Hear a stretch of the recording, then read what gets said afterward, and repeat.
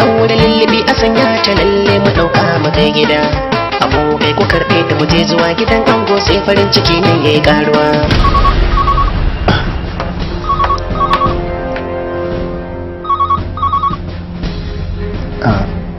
hello dan garbi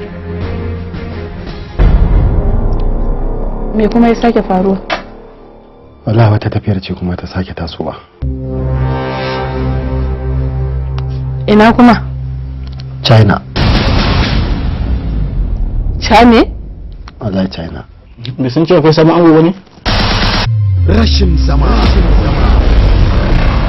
na lillahi wa inna ilaihi raji'un. an kare da yanzu lalle dole sai na zo da kaina. Gaskiya wannan rashin zaman naka ya fara isana. Ka duba fa ka gani har wata 3 da yin auren mu. Amma baka taba zama a cikin gidan nan daidai da nan sati daya ba. Wa me ke zai dame ki? Ga gida, ga makwanci mai kyau. Ki ci abin da kike so. Inda ni ne fi jirgin sama tashi karewa rashin zama. Mun da aka ban ni kuma wallahi ban ci amana ba. Sadiq, wallahi in ka zan tona maka asiri. Wallahi Allah. Wallahi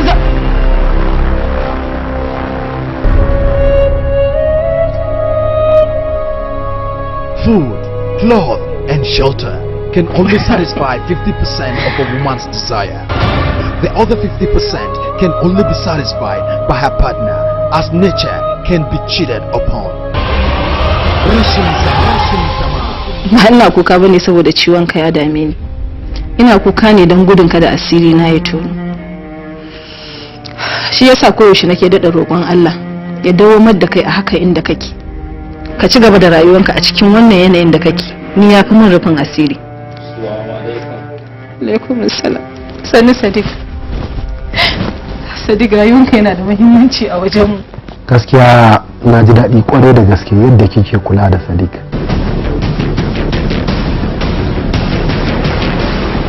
na ce rubutun da nake aikowa da shi ana dai bashi yana sha ko?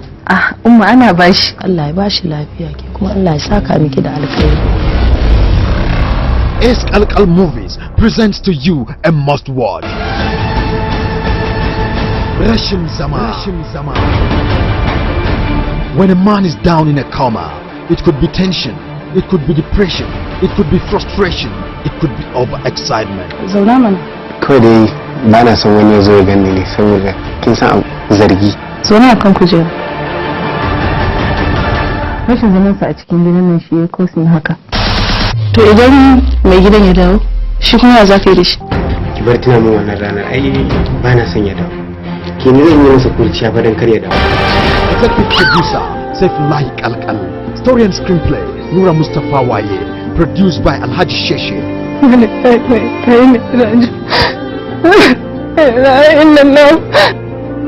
Rashin Zama, and directed by Ali Gunzak Sak. Hitting your screen soon as.